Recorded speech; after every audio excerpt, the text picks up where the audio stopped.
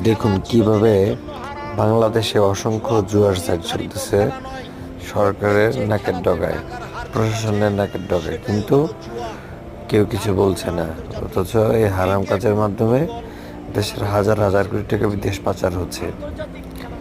খুব অল্প সময়ে দেখানোর চেষ্টা করছি বাংলা কিছু জুয়ার ওয়েবসাইটের ঠিকানা এবং তাদের কার্যপদ্ধতি।